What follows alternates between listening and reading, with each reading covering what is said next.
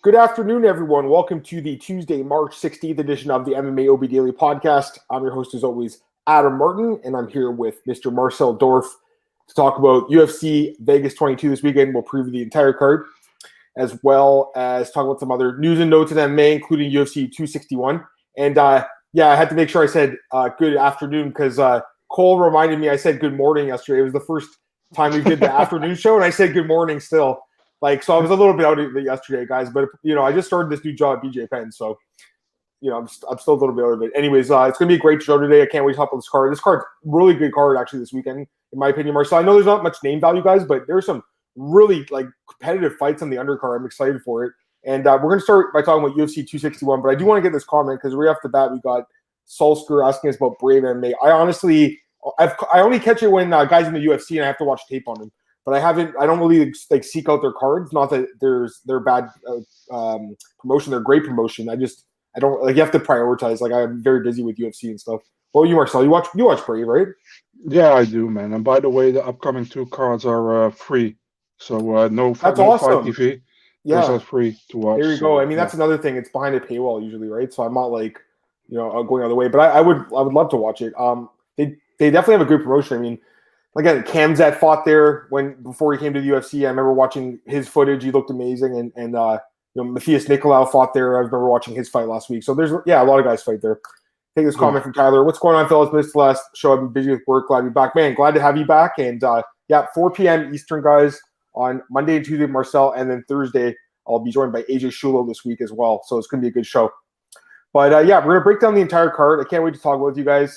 Did a lot of research into it, and we're going to give our leans for this event. We still have a few days to the card, so something could change. But as of right now, I think we got 13 fights. Should be a good card. But breaking news last night, Marcel, or actually we'll talk about your breaking news. UFC 261 was announced last night. Fans are coming back. We'll talk about that as well. Get your guys' thoughts on that. 3 title fights, Usman, Masvidal, Shevchenko is fighting Andrade, and then you got Zhang. She's fighting Rose. Great card. Marcel apparently just broke another fight. What fight is it, Marcel? Yeah, there is a third Chinese debutant added to the card. He's Rong Zhu. He's the WLF Wars champion, lightweight, and he will fight Kazula Vargas in a lightweight fight. So alongside Rong Zhu, Aori Qilang, and Na Liang is now the third fighter from China, or he's actually from Tibet, who's going to debut. Man, this card's going to be amazing, I think. I think this is going to be one of the best cards ever, I think. Let's take a look at the card. It's going to be amazing. I think they're really going to stack the deck with this one, guys, because it's the first time fans are back in over a year, right? Go ahead, Marcel. I think this card first was scheduled for to Asia, go right? in China, in Asia, because you have Dana Bajorel on it, you have Mark Striegel on it, Na Liang, Rong Zhu, Aori Qilang, so a lot of Asian names you normally see on Asian cards, So, but I mean, pretty much the main card is pretty much set, And this fight's really good too. Smith and Crew, I like that fight. Weidman Hall, and then like you said, on the undercard, a lot of Asian guys, and then Brendan Allen, Carl Robertson. Yeah, probably. I think it was supposed to be set in Singapore or something, wasn't it, Marcel? Originally? Yeah. That's why you kind of see it this way. But I think it's going to be an amazing card with the fans back, man. We got to talk about that. I mean, I got to be honest. I was a little bit surprised when I heard the news because it just seems like really soon. I'm not sure how it is where you guys are. I'd love to hear where people are in the world and how the COVID thing is. But I know for me, I'm in just outside Toronto in Ontario, Canada, right? It's been strict here for about a year now. They had there's times where it was less strict, but at least the last 6 months we've been pretty much locked down in our houses. You can go shopping and stuff, but you can't go to any social events. I don't remember the last time I played sports. You know what I mean? You can't do any of that stuff, Marcel. So, I don't know how it is in the Florida or the States. I'm not there, but it just, man, I got to be honest. A full house that does. I saw a lot of people saying this could be one of those super spreader events. I really have no idea, guys. But as a fan of the sport, I love being at live events. It's better when the fans are there, so I'm excited for the fans to be back. But it does seem kind of soon, I guess. What are your thoughts, Marcel? Just give me your thoughts on that, and then we'll talk about the fights itself. Go ahead, bro. The thing is, I'm pretty happy for the fighters. They will see fans again in the octagon. So I didn't really want to talk shit about the main event because I still think it doesn't make sense. But I mean, I'm happy the fans will be there. I think for me as a viewer from home, I don't really care, because that woo woo the whole damn time, it's really annoying to me. So I don't really care for it, but I understand that sports needs fans, and the athletes want to see fans in the arena. It gives a better, how do you say that? A better response, the crowd response can give you something extra as well. So I understand that for sure. It's good. And about the COVID, yeah, I don't know, man. Over here, it's like we have a curfew here, which I don't still think it really works, to be honest, because we don't really see any changes in numbers. But I mean, we do what we have to do, I buy the rules, so yeah, what can I do, And tomorrow we have elections over here, so that will be pretty big, I think, over here for how far the corona thing is going to rule out because different parties have different thoughts, but looks like the same party will be the big party again this time. So I don't think much will change, but we'll see, man. I think it's everywhere in the world is a different rules.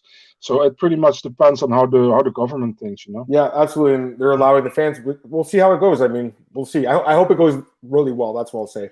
Marcus, sure. Look at Marcus. I'm extremely happy to see UFC's coming to Florida. I'm buying a ticket. He says, I don't see any chance losing at 261.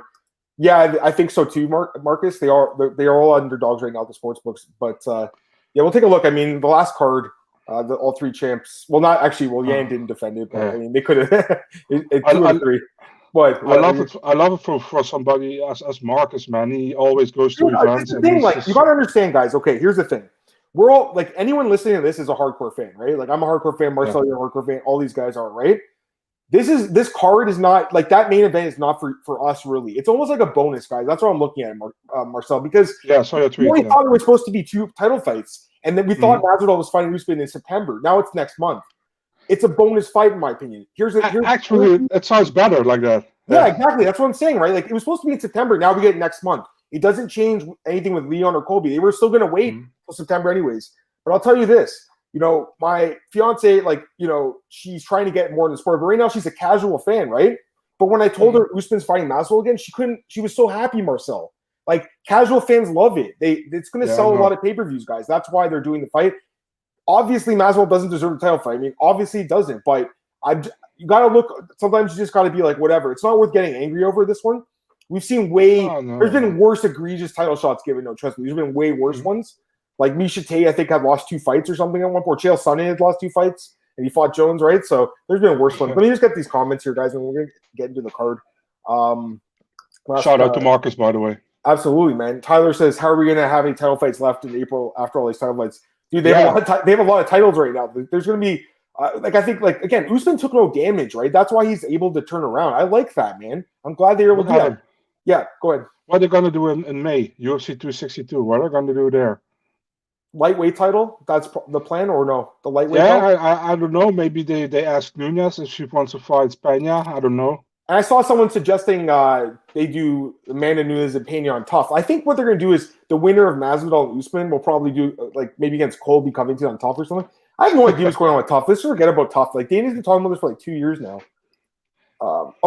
This is a question from Cole. He says, real question is why does the card start set? Yeah, I don't understand that. It's late for what time is it on? It's in the middle of the night for you, eh, Marcel? The main card this weekend? What, this week?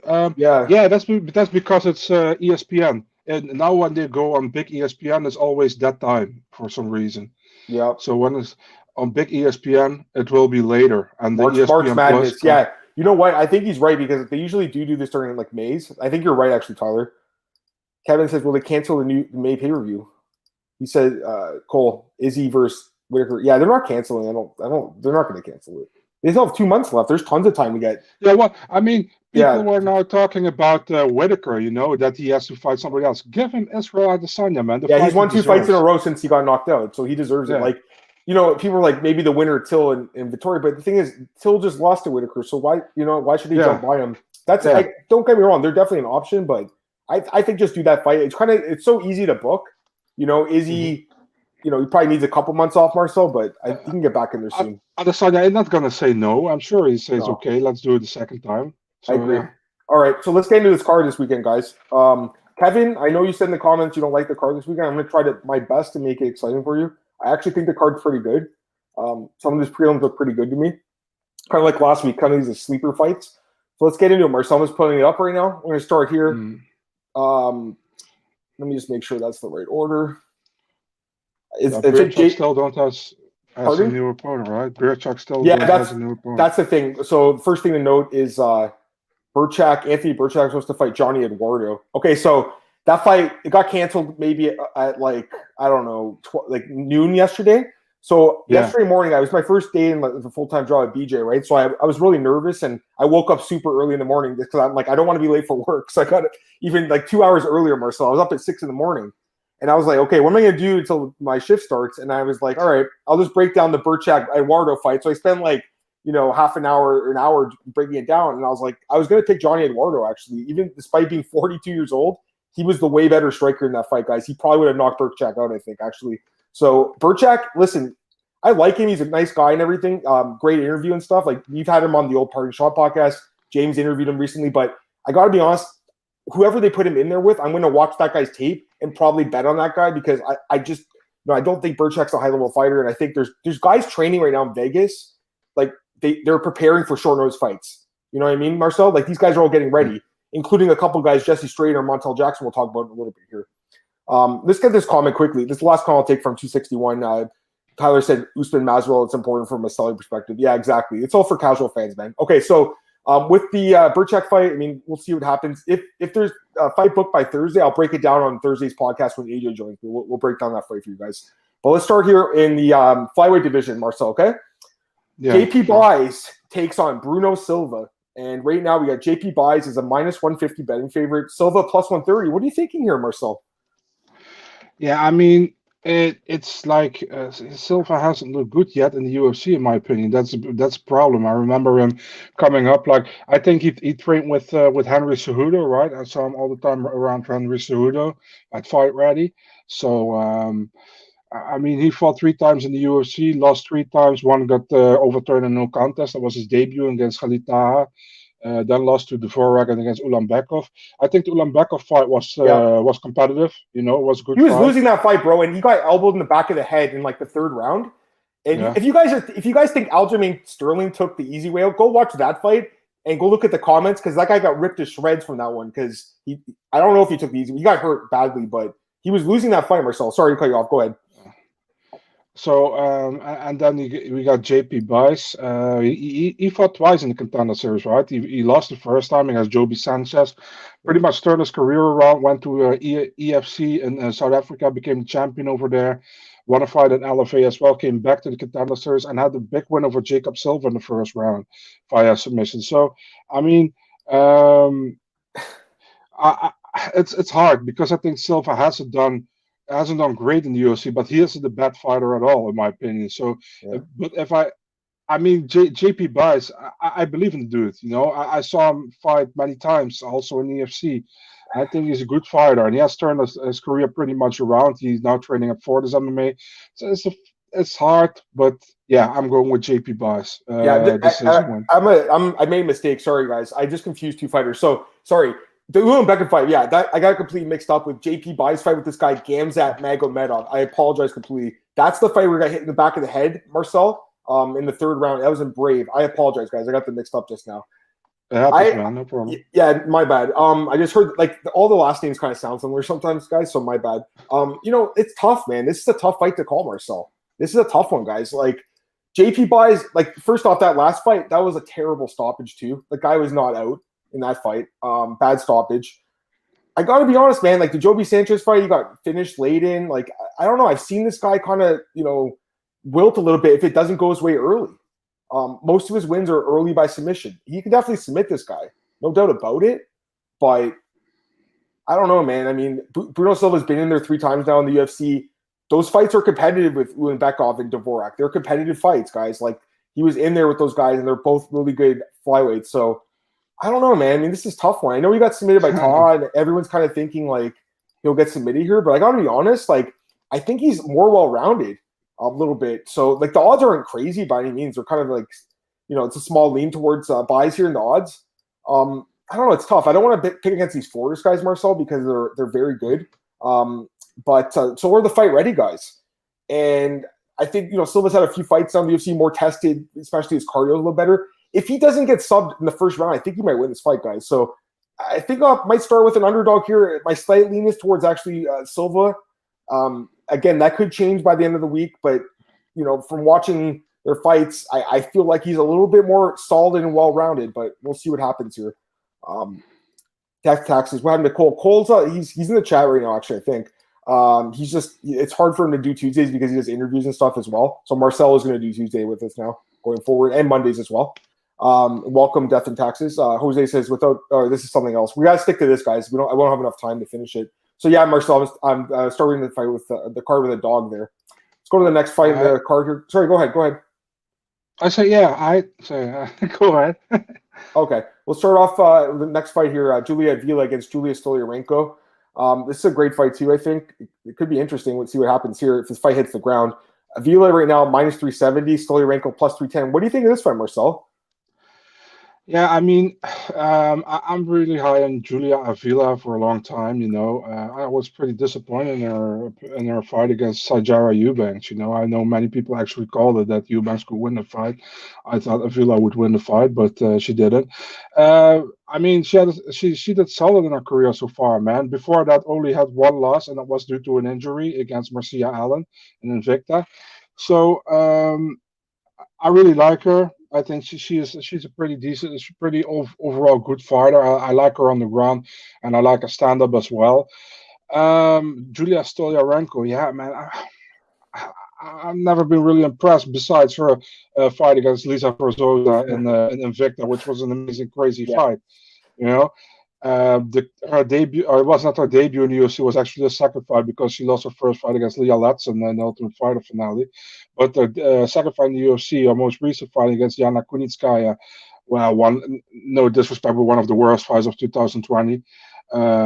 Absolutely dreadful to watch. I don't know what happened there, but I mean, overall, Avila is a better fighter. I think Stoliarenko is pretty decent when she gets it to the ground, but I'm not really convinced in Julia Stoliarenko. So I got to go with Julia Avila. But I'm sure you broke that down completely, that fight. So go ahead, Adam. Whatever you have. I just wanted to show this. Look at this. This is the fight you're talking about. This was I just watched it yesterday, Marcel. This is the bloodiest fight I've ever seen. I mean, it was absolutely that's crazy. I don't know how they let her continue. That was the fourth round. They let her continue for the fifth round. Like, it was like this. Look how bad this cut is. How is that fight not stopped? I can't believe that. Anyways, no idea. Crazy fight. Go back and watch that fight. That's obviously her best performance. I mean, it was a split decision, but yeah, you know what, man? Here's the thing. Like, Avila was so impressive to me, and then she lost to Sijara, right? She got taken down. Here's the thing, though. Like, I was watching an interview with James, and she quit her full-time job. She's focused 100% on MMA now. Like, she was working. Guys, you have to realize a lot of these fighters, they don't even, Marcel, they still have jobs on the side, like full-time jobs, some of them. It's crazy, right? So she's still in a job, I think, as a geologist or something. COVID kind of shut it down, and now she's training much harder, she said, working her takedowns. Man, she's a savage, guys. Julia V is a savage, man. She goes in there and she tries to hurt you. She's got nasty clinch work, great against the cage. We saw that against Gina Mazzani, the way she finished her, Marcel. Looked great against Pani Kienza. I knocked her down in that fight. Couldn't finish her, I don't think, but she was able to go the distance. The Eubanks fight obviously gives me pause because Stoliarenko lives in the ground game, right? So if the fight goes to the ground, she'll have the advantage. Like, look at her records. It's littered with armbar wins. She's amazing with her armbar, right? But here's the thing. She pulls guard a lot, guys. Like, that's how she gets her fight to the ground. She pulls guard. That won't work here. Avila's going to keep this fight standing. She's going to pick this girl apart. I don't know if she finishes her or not, but I definitely think Avila wins this fight, The odds suck, though, minus 370. I mean, I don't want to, necessarily lay that. I do think she wins this fight, though. She's definitely one of the more, I think, likely winners on this card. You never can know, but I do like Avila in this fight. The only way Stoliarenko wins is by submission, and I believe, and then the odds on that would be Stoliarenko by submission, just to see what that is. Not that I would bet it, but the L word was on your tongue, right? I know, I didn't say it. No, there's nothing like that, man. It was on my tongue, but I never say it. I don't jinx it anymore. It's plus 500 for submission, but I mean, that's if you like her. I don't like her in this fight, so we'll see. Kenshiro says he's giving her a free parlay, guys. Usman Wheelie and Valentina. I think, what is that paying? That's probably just minus money still. You probably still have to lay juice on that. Let's go to the next fight here, Marcel. This is a really interesting fight, guys. Montel Jackson and Jesse Strader. I can't wait to talk about this one with you, Marcel. Right now, the odds have Jackson as just a massive favorite here. He's a huge favorite, minus 650. Biggest favorite in the card. Strader, biggest underdog in the card, plus 475. Marcel, give me your thoughts on this fight. Yeah, for people who didn't saw the podcast yesterday and want to hear more what Adam has to say about this, I would suggest you to check the podcast yesterday. He also showed a clip from Jesse Strader there. So, this is a tough fight actually to pick because I don't know too much about Jesse Strader, but what I saw was pretty impressive, to be honest. Only loss on his record against Marcelo Rojo. And if you saw Marcelo Rojo fight, that's not really a bad loss to have on your record. Yeah. You know, Montel Jackson, I'm so sorry. He lost to Brad Jones, who is now at Bellator, by the way, but he had a 3-fight win streak before that with a Darkstroke win over Brian Keller in the first round, which is pretty impressive. Man, I'm a bitch. I'm a safe picker sometimes, and for me, the safe pick here is Montel Jackson.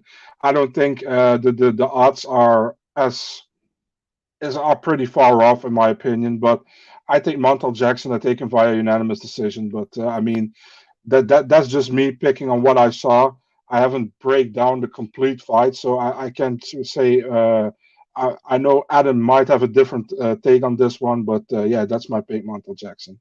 Yeah, I mean, I think they're both good fighters, guys. I mean, they're both good. Montel Jackson's a good, solid young fighter, no doubt about it. But I don't understand this line for the life of me. This is the weirdest betting line I've ever seen in my life. Why is he a huge favorite? He's coming off a loss. Look at this. I don't get it. He just lost as a huge favorite. Now he opened at minus 500 here. Now someone got him at minus 833. That makes no sense to me. Like, look, he's been a big favorite in the past against Sukumtal and Caleres. So I guess that's what the bookies looked at. And Strader, his only fight other than that you could bet on here was Kabachi, where he won this fight as an underdog. Man, you know what? Okay, so I'm nothing but impressed with this guy, man. I like everything about him, guys. There's a few times a year where these big, massive underdogs win, like these plus 500, plus 600 underdogs, and I never pick them, right? Like, it's so hard to pick, like, Dawson against Agapova, something like that, Marcel. Like, these massive random upsets, right? This is one ripe for the picking, I think. I really like Jesse Strader, guys. I know he's a plus 500 underdog at spots. Like, that's a great line. I'll definitely be placing some money on him this weekend for sure. I do believe this is a much closer fight. The odds indicate. I'm not saying he's a sure winner by any means, guys, but I would cap it closer to 60-40 or something. So I'm definitely playing Strader this weekend. I like what I've seen from this guy, man. I really do. First off, he comes from a wrestling background. He actually is wrestled in high school. I watched his interview with John. He was talking about it as well. He also said he's been training MMA since high school as well. He's actually had a lot of amateur fights before he turned pro. I know he only has 7 pro fights, or 6 pro fights, but he's had a lot of guys turn him down. Also, the last year it was crazy with COVID. He had 3 or 4 fights fall apart, but he's been training the whole time. You look at the guy on Instagram. I mean, the guy's in insane shape. Like, I've never seen a guy in this crazy shape. Like, he said he's been training the whole time, guys. I know, but Marcel, he's been training the whole time. He's like, I've been training for a Sean Norris fight. I knew it was coming. Like, this guy, look at this dude. Like, he's in crazy shape. Like, he's a beast. And look who he's training with, Marcel. He's training another fellow beast, Juan Archuleta. So, listen, Montel Jackson's got a lot of advantages in this fight. He lands 4 takedowns per 50 minutes. I know that. I know he has a 7-inch reach advantage. Strader's reach is 68 inches, by the way. He's got a shorter reach. But I got to be honest, man. This is a spot where I'm really going to consider taking the dog. I mean, I'm probably going to pick him here. I might as well just pick him. Right now, that's my lean. But again, we'll wait till Friday the weigh-ins, because I got to see how they look on the scale. Montel Jackson's a huge bantamweight. That's obviously his biggest advantage, Marcel. His height and reach. He's huge, right? But he's one of those guys, Marcel. Like, some of these guys are too big almost, and they're too long and they're kind of too skinny, like Sean Woodson. And you saw when he fought Arosa, who was a plus 500 underdog, ripped him to the body. This guy throws body shots, guys. And I don't think he's going to be easy to take down either. And the Rojo fight, he did lose that fight, Marcel, but he actually did well early and kind of got gassed out and then finished late. I think he's got a puncher's chance. The knockout prop is plus 1,200. That's possible too. But yeah, I mean, I'm definitely thinking this guy could win. That's my lean right now, guys, honestly. So I'm leaning towards Strader. I know it's crazy. He's a huge underdog, but I just don't see the fight that way. I see it as a much closer fight. Let's go to the next fight here. This is a great fight too, guys. Another tough fight to pick, Marcel. Roman Dolidze versus Trevin Giles. Both these guys are great fighters. I should notice that Dolidze, Marcel, short notice. He's taking this fight on I think 11 days notice and moving up a weight class to moving down a weight class to 185 on short notice, which doesn't really make sense to me. But I'd love to hear what your thoughts on this fight are. What do you think? So yeah, I mean, Dolidze said after his last fight that he was going down in weight. So he actually, someone told me he had a fight lined up actually so he took this fight on short notice. But he had a fight lined up. He was training for a fight. I mean, Dolidze, I think he looked good so far in the UFC. Against Khadis Ibrahimov. Okay, I know, not your favorite fighter, Adam, but he won the fight, and against John Allen should have been a unanimous decision, in my opinion. He looks strong, man. I think he's a good. His stand-up looked pretty decent, and I also think his ground game is not that bad. Only we haven't seen him fight against higher level competition, and Trevin Giles is higher level competition, in my opinion, than Khadis Ibrahimov and John Allen. So. But the thing is with Giles, man, I had so much expectation when he came in the UFC. And then he losing to Zach Cummings and Gerald Meerschaert in fights where he was maybe even winning, but he got caught, he got gassed. I wasn't really impressed. His win over James Cross is very controversial. I think he lost 2 rounds, but hey, who am I, right? And then against Bevon Lewis. Bevon Lewis, another guy I had high expectations from in the UFC and couldn't cut it for some reason. So, overall, I think if Trevin Giles can win this fight, he has to do it in the earlier rounds. But there is also Roman Dolidze is very, very dangerous in those rounds. So, unfortunately, I'm going for a decision again, and I'm taking the Georgian here. Yeah, this is a tough fight to call, guys. I mean, Dolidze again, at light heavyweight, I did like him, but moving down short notice like this, he's probably another guy that was training for a short notice fight, so I'm sure he'll make the weight, but first time cutting down, how is that going to react? How is he going to react in the second and third rounds if he can't get Giles out of there early? And Giles is hard to put away, man. The last, the 2 times he was finished were late in the third round by Cummings and Meerschaert. He was winning those fights, guys, and he made a mistake, left his neck out. That's definitely an issue. And, he could get choked out here too, but this is tough, man. I mean, Trevin Giles is a good fighter, man. He's got good wins on his resume, guys. Ryan Spann, he beat him. He beat Brendan Allen. He's got good wins. He's looked good in the UFC. He looked outstanding against Bevon Lewis, I thought. Outstanding. I think he overall is probably the better striker in this fight. Dolidze's got power. He's got some reach. He's got some height. He's got he's actually got some nasty submissions too. He's got this nasty heel hook he's got. So he's a dangerous guy, and he can win this fight. But I got to be honest, I'm actually leaning towards Giles a little bit. I think he's a little bit more well-rounded, and I think he's a little bit more proven too, especially if the fight goes to decision like Marcel's predicting.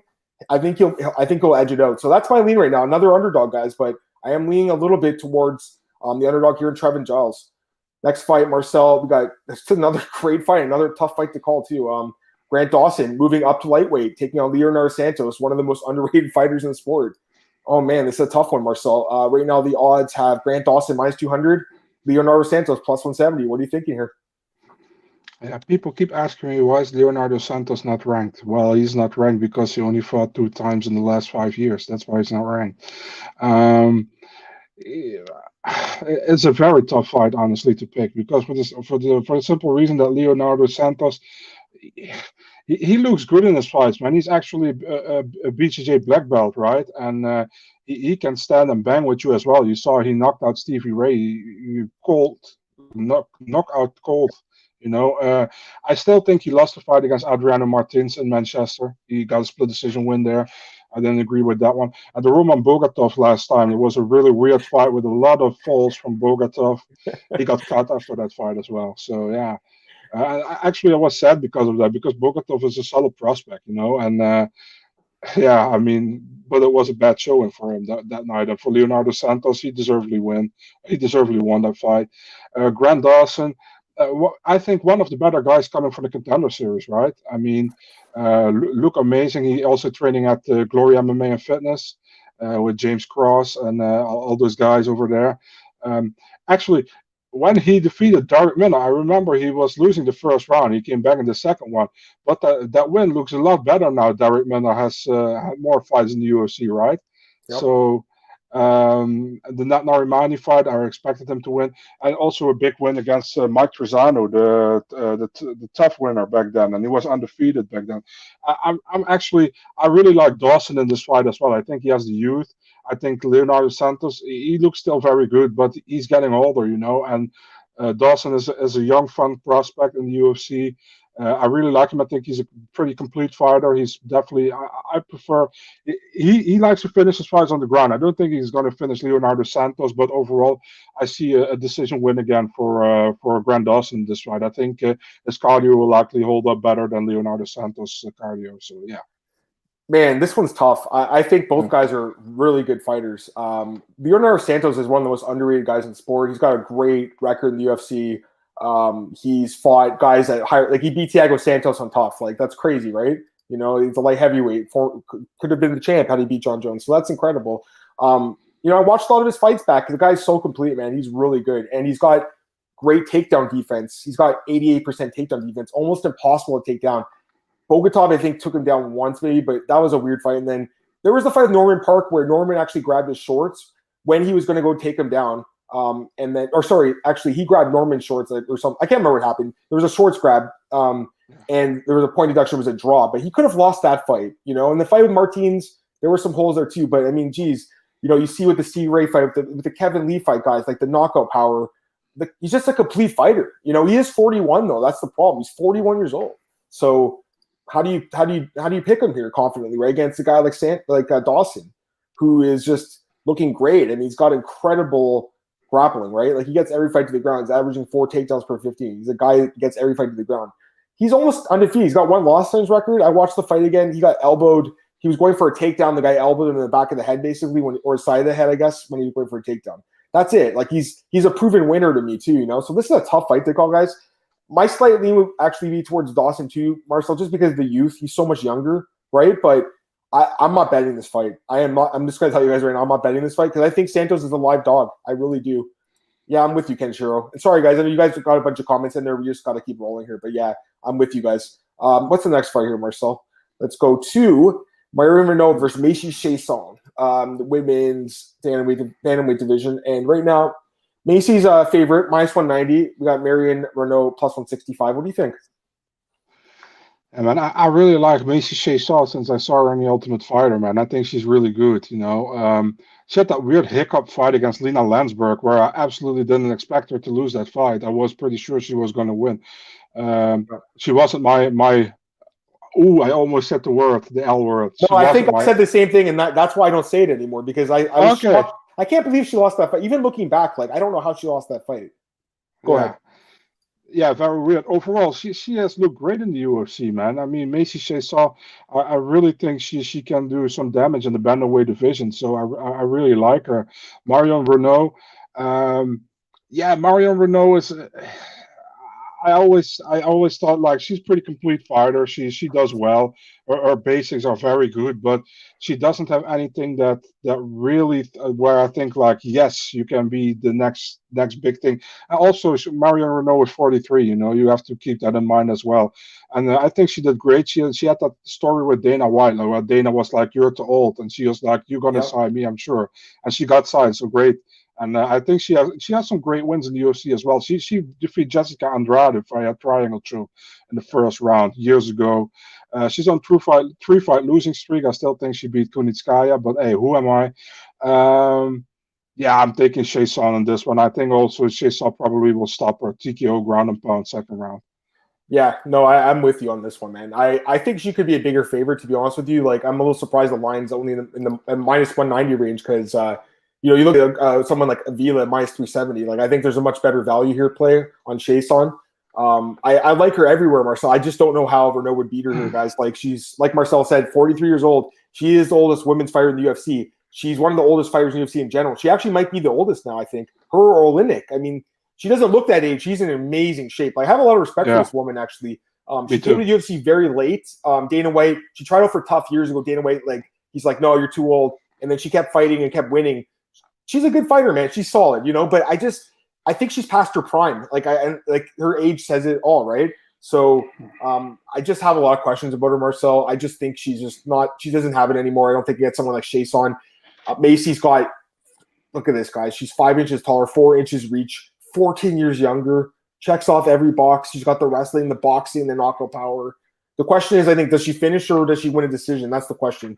Bruno is super tough, very durable. Probably goes the distance, I'm thinking, Marcel. But I like Chason, guys. I think she gets the job done here, Marcel. I'm very high on her, Marcel. That loss really shocked me, that one to the Landsberg. That was one of the most surprising ones. I think she's going to bounce back here, guys. I really like this girl. She's a good fighter. All right, that's the prelims. Let's get to the main card. Cheyenne Bice, the wife of JB Bice, who was fighting earlier in the night, takes on Montserrat Ruiz, former Invicta fighter here. She's taking on short notice. Ruiz, she's filling in for Kay Hansen. And right now, Bice, she's a big favorite, Marcel. Huge favorite, minus 355. Ruiz plus 295. You think the favorite wins here? Let me first talk about the odds. The odds are a little weird, in my opinion. I think it should be much closer. Cheyenne Bice, she had that fight against Hillary Rose in the Contender Series, and she was pretty much popular from moment one. When she started to talk shit against Hillary Rose, and Dana White liked her a lot. So I think her showing was very good as well. So I think she deserved the contract. Before that, I saw some fights of her in LFA and Invicta. I remember her losing in Invicta against Peralta. But overall, she looks not too bad. I wouldn't say she's the next big thing, but I mean, I honestly, I was not happy, but the Kay Hansen Cheyenne Bice fight, it didn't really make sense to me to put two pretty much new girls, against each other, and then now you got Montserrat Ruiz, who is also new and also pretty young still, and she fought Cheyenne Bice. Montserrat Ruiz actually has a pretty decent win against Janessa Morandin in Invicta with a Scarfold from Kilo from Scarfold finish, which is pretty big. Overall, a lot of in the Mexican circuit she fought. She has a loss against Daniela Taylor. This is actually a much closer fight, I think, than many people think. If I have to go with my gut feeling, I would pick Cheyenne Bice via decision again. Sorry, guys, lots of decisions on this card. Doesn't mean it's a bad card, but just close fights. Bice decision, but don't get pissed at me as Montserrat Ruiz gets a decision here, because she can win this as well. Sounds like you want to pick her, man. Why don't you just take a shot on the No. If I'm not sure, I'm not going to do it. There you go. Exactly. I agree with that. Yeah, I agree with that too. We got to be sure on it. Okay. So, for me, it's like, I think if Ruiz had a camp, maybe she's been training, like probably she has been. A lot of these fighters are in Vegas right now. They're training, they're getting ready, or they're staying ready for these short notice fights. So she'll probably be in good shape and make weight and stuff. But even so, like, that still worries me. Bice is training in an amazing camp again, 4 to 7 May. I like this girl, man. She's got some advantage in this fight, guys. She's 3 inches taller, 2 inches in reach, 2 years younger. For what I've seen, good takedown defense. She does have a better striking area, I believe. Ruiz has to get the fight to the ground. She does have that headlock throw, Marcel, that you talked about. She's very good with that. But other than that, man, like, I look at the Daniel Taylor fight as a blueprint almost to this fight. I feel like it's going to play out the same way. So I'm thinking Bice by decision. What's the odds on that? Bice by decision. I wonder what that is. I don't know if it's up yet. They're like adding props here. Let's see here. Won't be a lot, I think. No, it's not up yet. I don't see it on best fight odds for some reason. I don't know why. But yeah, I'll take. I'm leaning towards Bice, guys, in this fight. All right, next fight, Max Griffin, Kenan Song. Man, another tough fight to call. I got to be honest, Marcel. This is another tough one. Griffin minus 190, Kenan plus 165. What are you thinking? Yeah, I'm pretty convinced that Max Griffin is going to win this fight, for the simple reason that I haven't been impressed by Song Kenan, to be really honest. But besides his first fight against Bobby Nash, but Bobby Nash never really got it going in the UFC. And Hector Aldana, same thing, man. So, I mean, besides that, his wins in the UFC are against lesser great opponents, in my opinion. And when he gets a step up against Alex Morono, for example, he couldn't cut it. And I put Alex Morono in the same category with Max Griffin, like just not top 15, but he's right there, And I actually see it the same way. I think Max Griffin, if he's smart, he gets the fight to the ground and he dominates there. I'm not really high on Song Kenan at all. I don't think he's a bad fighter, don't get me wrong. But I think there are levels, and I think Max Griffin is a higher level fighter. So I'm Max Griffin all the way in this fight. Well, I mean, I think it's a closer fight personally. Like, I'm leaning a little bit towards Griffin too, because he's just fought better guys. A lot of his losses too are like really kind of sketchy decisions, man. Like the Thiago Alves fight in Brazil, he definitely won that fight. That was a bad decision. Like he could have a better record. Yeah. So he's got a 5-inch reach advantage in this fight, which I like a lot. I watched Cole's interview with him. He just had a kid like last month. He's like, I'm so hungry to win, and he actually, I think he said. His one card he was at, and he said Kenan was there, and he remembers like watching him and like thought he might fight him one day. Wasn't like too excited about this fight right now because he wanted a bigger name, but thinks he'll dominate it. I mean, I hope he's not looking past the guy. I'll say that, because I think Kenan Song's proven, guys, he's got sick knockout power. He's got crazy knockout power. He's also fought, by the way, he fought Israel Adesanya too, by the way. You can watch that fight on YouTube. Yeah, he gets finished in that fight. I think it was a head kick. I can't remember now, but I mean, he's got a puncher's chance for sure. But I'm with you, kind of like that Alex Bruno fight where he kind of got like just his cardio is not very good, by the way. That's another problem here. I think Griffin's got better cardio, just overall more proven. So yeah, I'm leaning towards Griffin. I think Marcel, this guy's Song's got crazy power. What are you gonna say? Yeah, wasn't he also a favorite against Alex Morono? I remember. I was so surprised by that. I remember because many people picked him in that fight. I was like, yeah, nah. I was really on Alex Morono in that fight. So yeah. Yeah, he's also I'm tripping.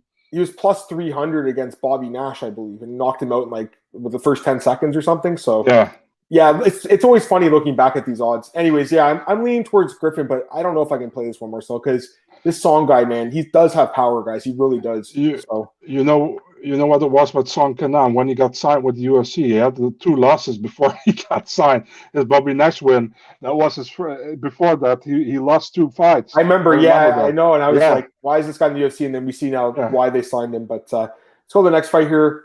This is another great. I actually really like this fight. This is a great fight. Could be fight of the night, actually. This could be a sleeper for fight of the night, guys. Adrian Yanez against Gustavo Lopez. I like this fight a lot. Yanez minus 225, Lopez plus 185. What are you thinking, Marcel? It's a fun fight for sure, man. I think both guys are very fun-friendly fighters. Yanez, super impressive, man. I saw his LFA fights before. I know he lost for the title back then against Miles Johns, but he won against Kyle Estrada, split decision right before he went to the Contender Series, and a very good showing against Brady Wong. I think Brady Wong was a Fortis MMA guy. Or am I wrong? Yep. Right. Yep. Yeah, very good showing. First round KO within a minute, and then he head kick Victor Rodriguez into oblivion. So yeah, I mean, amazing performances so far from Adrian Yanez, what I have seen. Gustavo Lopez on the other side. I think he's pretty underrated, man. He comes from the Combate organization. I don't think many people watch Combate for some reason. I at least not the people who also watch the UFC. It's a very Spanish, so what do you say that? Spanish-centric organization. Yeah, exactly. Yeah. So I mean, not really watched by a lot of UFC watchers, but for the funny thing is Campbell McLaren, one of the UFC's founders, he is the owner of the Combate organization. So, so some solid fighters there. He has a good win over Jose Alday over there and Joey Roquette, I think. Came in UFC short notice, lost to Merab Dvalishvili, which is it's not a problem, of course. I mean, in my opinion, Dvalishvili is still undefeated in the UFC. I don't care what anybody else says. That's just my opinion. And Anthony Burchak, I mean, that was a walk in the park for him, in my opinion, man. He did so well in that fight. It's so hard to pick this one, man. I think it's a lot closer than many people think, I think Yanez probably the favorite in this one. I mean, if Gustavo Lopez can land, he can knock him out, man. But I have a better feeling with picking Yanez in this fight, and I don't see go to a knockout or TKO or whatever. I'm picking a decision again. I think they're pretty much canceling each other out, and decision for Yanez. He says Kenshiro's like it's hard not to pick Yanez, but it sounds like a trap. I don't know, man. I think he wins. I like him, guys. I really like Yanez. I like both guys actually. I like Gustavo Lopez too. He's a good fighter, man. Marcel hit the nail on the head, guys. Go watch Combate. Especially if you're bringing if you're going to bet on this stuff, because they have look at this guy, man. Look at this striking. It's like, I know this guy's already knocked out. Look at that, eh? It's a great stoppage, by the way. But like, Look at the striking, guys. I mean, it's so high. It's high level. And the question is, does he stop a takedown? Right. For what I've seen, he's made a lot of improvements in his takedown defense. All the interviews I heard, Cole interviewed him too. He's like, that's all he's been working on. So that's why I think Lopez would beat him. Marcel, if he took him. Look at this one. That's a bad one. Like this guy just got so much power, Marcel. Like he's so powerful, guys. And again, I think. I think Lopez is good too. What are you gonna say? What a G that he stopped, man. He saw he was knocked out and he stopped and he didn't put some extra. Yeah, of course. On, man. Yeah. So, anyways, I'm not overlooking Lopez. I actually think he's solid. Don't get me wrong. He's good. That Kambachi organization is good, but I just like Yanez a lot. I think he's a guy to watch for, guys. Like we saw the Victor Rodriguez fight, that head kick, Marcel. Like this guy's nasty, great striking. I do think he wins this fight, so I like him here.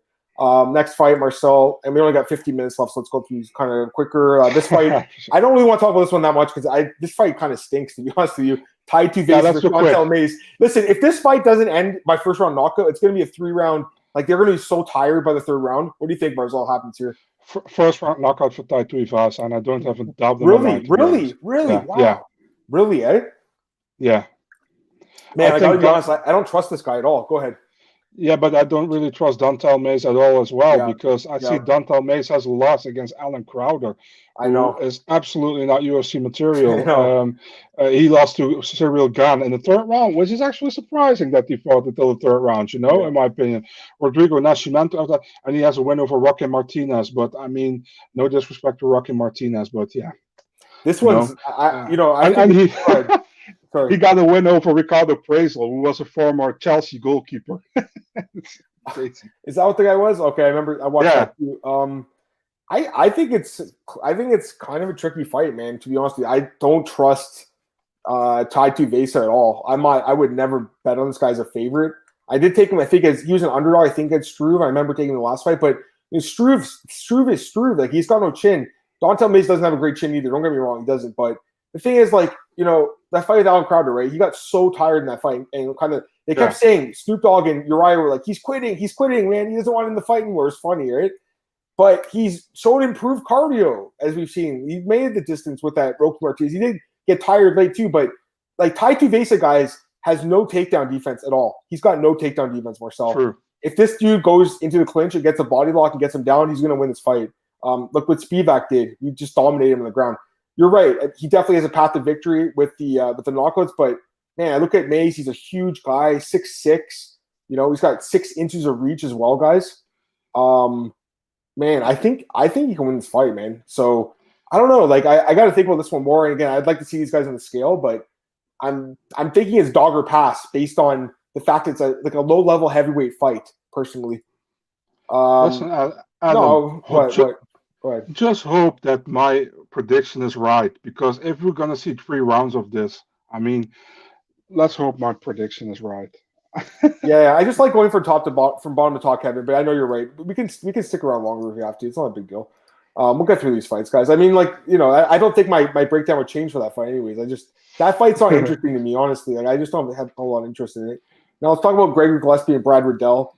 This is a good fight. Lightweight division, Marcel. We got Gillespie minus 245, Riddell plus 205. Thoughts on this one?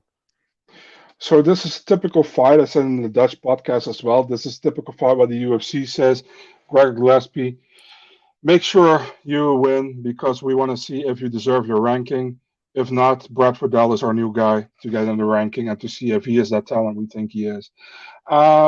The thing is that Gregor Gillespie, if he goes back to his basics and that this is wrestling, he can. I don't want to say, I'm going to say he can easily win this fight if he goes back to his wrestling, But I have the feeling with Gillespie is also falling in love with the striking a lot. And we saw that against Kevin Lee, he got caught there. I didn't expect it to happen, to be honest. Brad Riddell, 3 fights in the UFC so far, 3 wins. Mustafayev was probably the best win, but that was a 50-50. It could have been Mustafayev one as well. I found it hard to score, to be honest. It could be either way. Alex de Silva win is an okay win, but I wouldn't say that's a next level win or something. This is actually to see where Brad Riddell stands in the division, right? If he wins against Gillespie, we know he's in the top 15 for sure, because Gillespie is ranked at number 15. But man, I think Gillespie goes back to his basics, man. I think he knows he needs a win here. He knows that he fights Brad Riddell. Brad Riddell is all foremost as a striker. He comes from a kickboxing background as well. He fought at one championship kickboxing. Gillespie is a smart guy. He knows what he has to do here. I think he takes him down. Um, Either a decision win or a TKO via ground and pound. I think Gillespie takes the win here. I don't know what the odds are, by the way, but I'm taking Gillespie. Yeah, I'm with you. And Daniel said in the last fight, Ty's got 0 grappling. I agree. But he's got power, so. Yeah, I mean, listen, Riddell's good, obviously. We've seen he's got some exciting fights, and he's got the better striking. There's no doubt this fight. If he stays on the feet, he'll probably knock out Gillespie, I would say. But Gillespie's ground game, his wrestling is just dominant. You know, if he goes to it.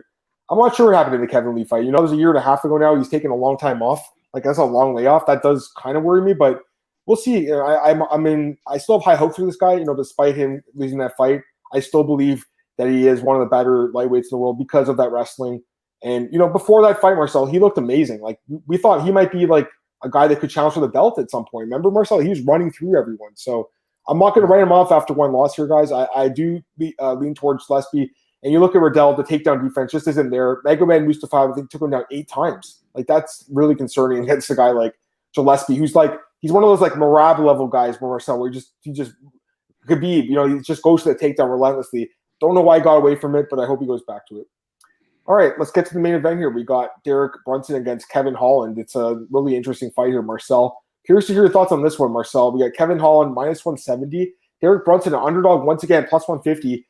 Derrick Brunson was an underdog against Edmund Shabazian. He was plus 240. He was an underdog against Ian Heinisch. He was also close as a pick'em against Elias Theodorou. So a guy that's typically an underdog once again here against Kevin Holland. A guy who typically, you know, isn't a massive favorite either. But what are your thoughts on this one? I mean, like, minus 170, you know, it opened as a pick'em basically, guys. So public's leaning towards Holland. What do you think, Marcel? Yeah, Derrick, don't call me Cisco Brunson, you know. He looked good in this last fight, man. We got to give him that. I mean, many people were saying, like, Atman is going to run through this guy. I think Atman did good in the first round and then completely gassed, and Derrick won the fight. A very good fight. A veteran win, in my opinion, you know. This fight was good. Elias Theodorou fight, yeah, it wasn't a great fight, but he won there. Actually, his last loss is against Israel Adesanya, right?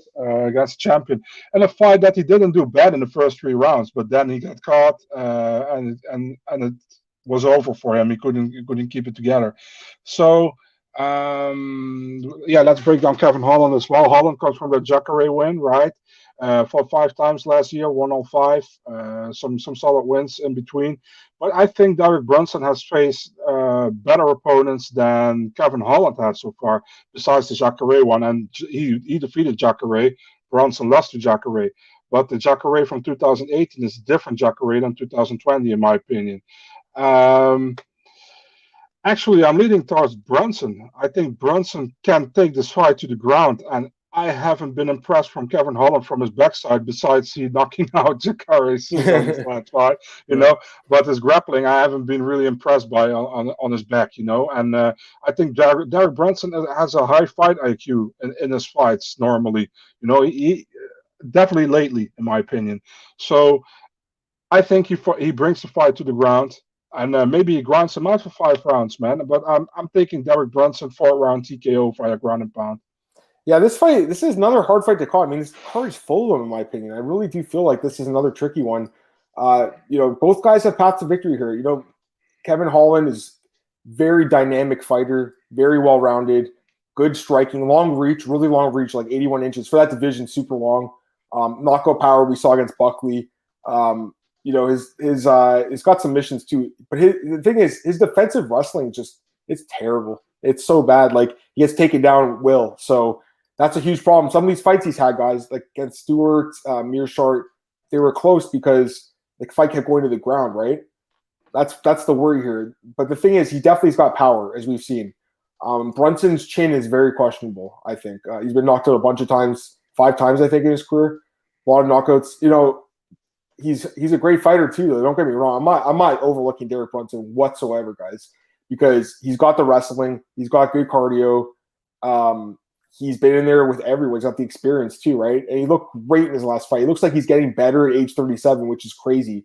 But I got to be honest, man. Like, I just think in a 5-round fight, I feel like it's going to favor the younger guy. Neither guy's been 5 rounds before, I don't believe either. So that it's interesting. From what I've seen, Holland should be able to maintain the gas tank a little bit longer. I think he'll have the cardio go a little bit longer. So, you said 4th round TKO for Brunson. I'm feeling like it's going to be for Holland in like the 4th or 5th round, to be honest with you. But we'll see. I mean, this is a tough fight, guys, honestly. Yeah, it's tough, Marcel. I mean, this whole card has had some tricky fights, guys. It's only Tuesday. We got Wednesday, Thursday, Friday, and then obviously Saturday's the fight. So we got 3 more days to get more information about these guys. But, you see where we're leaning tonight. We leaned towards a couple dogs there, and Marcel took the underdog there in the main event. Man, I mean, Marcel, I think it's a little better of a card. I think now that we've gone through it, like I would hope people are a little bit more excited because I think it's a decent card. Like, I don't think it's terrible by any means. You got to just realize, guys, like the UFC is different now, right? And that's what I'm starting to realize too. It's just a different era now. Our heroes of the past are no longer. When you see guys like JDS and Overeem get cut and stuff, you just start to realize like they don't. The UFC doesn't care. They're just looking for the next guy. That's all they're looking for. They're looking for the next best thing. There are so many good, talented fighters around the world. So keep your eye out. It's not all in the UFC, and before they get there, they're doing great too. Anyways, we got a few more minutes, Marcel. Anyone have any questions? Throw them out there, and I'll take them. Let me see what people are saying. Kenshiro saying like real hardcore thugs. That's funny. Kevin says Ty would, if he was boring, would have been cut. Possibly, but the thing is that Shuey thing and everything, right? Everyone loves the guy. You guys, again, have any questions for me? I'm going back and seeing what I missed. Here's a great question. If Kevin Holland finishes Brunson, taking little damage, you think you get a shot to fight Rob Whittaker? Maybe. Whittaker, I wrote the article today for BJ. He said that he wants to fight. Apparently his camp said they want Adesanya now because Costa's out. Now Costa's saying, go ahead. What? Which he deserves. Oh, yeah, I agree. I think they should do that fight, actually, because he has won 2 fights. If Costa's like, I'll wait till May 1st, but he's sick right now with a bad flu, I believe. Who knows if that's even going to happen? And I don't know what's going on with Costa. I would be fine with that, though, Marcus. If Holland or even Brunson, if they get out of there quick, to do that fight, if they had to with Whittaker's, maybe they have to have a main event for that card. They could do that, Marcel, and then the winner of that would get a title shot. But I really think Whittaker deserves it. Saying that, I mean, the UFC definitely, they like Kevin Holland, man. Dana White likes Kevin Holland. I like Kevin Holland. He's great. I mean, I like him too, but dude, he dodged the bullet with Mahmoudov, man. I know, and Muradov. He might lose this fight. This is hilarious. Kevin doesn't like it. That's okay, Kevin. He might lose this fight, though. I mean, this is not an easy fight. It's definitely Holland's best fight. Like, these guys are good, man. Holland 8-2 in the UFC. Brunson 12-5. I just think Brunson, he keeps his hands a little bit low. He's very hittable, guys. Like, he's looked better lately, but, Shabazian had hurt him a little bit early on. I just don't think that Holland's going to blow like his gas tank like that, personally. Kelvin versus Rob. Yeah, hey, guys. I saw Kelvin also call out. He said he wants that fight, too. I guess I'd want that. Have they fought before? They fought or no? No, they were supposed to fight, and then Whittaker pulled out with the hernia at the last second. Yeah. You could do it, but does Kelvin really deserve Robert Whittaker? No. But the thing is, again, he could be like Bilal Muhammad, Marcel, where they put him in on short notice, right? Step up on short notice. So, anyways, yeah. Go ahead, plug your stuff, Marcel. What do you got coming up? Go ahead. Andre. Yeah. It's funny. Go ahead. Big Marcel 24, Twitter, Instagram. And MMA DNA is also on Twitter, Instagram, Facebook, and YouTube. I want to thank you again, man, Adam. Always a pleasure. And hope we can do this many more times. We will, man. We will. Marcel will be back next Monday at 4 p.m. Eastern time. And I'll be back on Thursday at 4 p.m. Eastern with AJ Shulo again. He's going to join me. We'll break down some other fights, and we'll talk about his bets and stuff.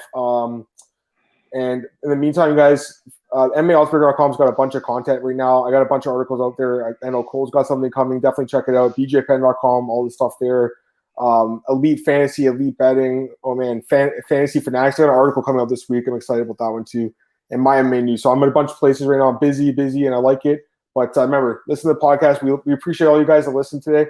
Love you all you guys. Listen, we're not going to agree on every fight, but I love the fact we're always able to just talk, shop. You know what I mean? It's always respectful in here, and we like to keep it that way. So I really appreciate that, guys.